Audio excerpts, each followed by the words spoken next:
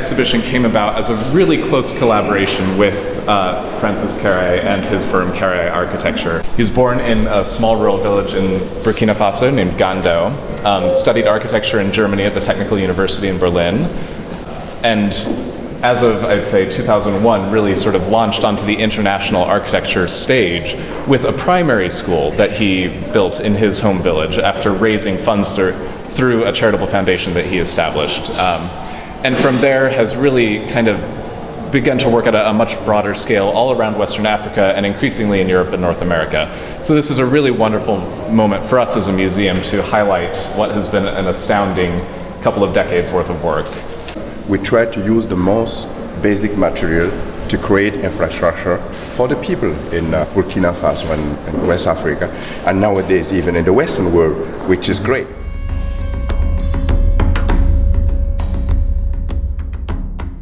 Is the story of African, what we think of as African prints.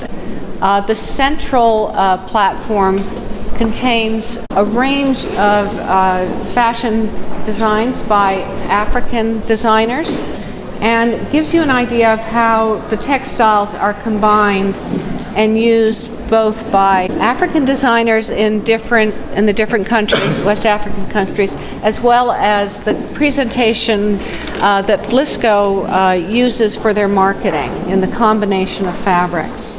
In Nigeria specifically, where I'm from, a lot of indigo dye printing is kind of the traditional method.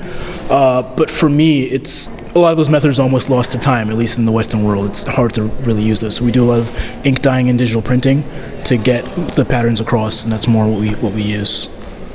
You know, our work is clearly influenced by African aesthetics, so a lot of times we'll look at things like architecture in countries like Mali and just places where patterns are a part of everyday life in a literal sense, and we use those to adapt to clothing. So I think the interesting thing about a lot of African textiles is they oftentimes tell stories or have some sort of message or significance, and that is just interesting because you can walk down the street and see a lady in a dress and realize she's making some kind of statement, whether it be political or a whimsical statement.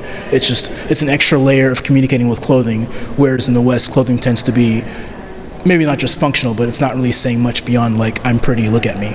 For me, that's a fascinating thing to think about. Well, here's a person who's wearing clothing that speaks to a certain part of the world based on the architecture and patterns he's using.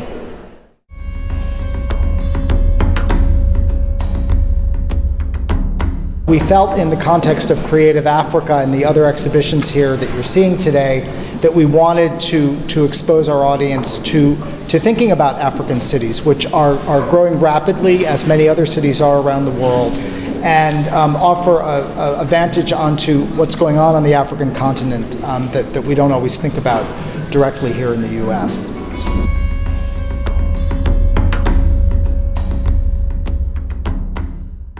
The exhibition is really divided into 5 different sections, focusing on the techniques used to create traditional African patterns and talking a little bit about how important they are, because they continue to practice these, but there's also a lot of inspiration and creativity still being shown in how they're used now.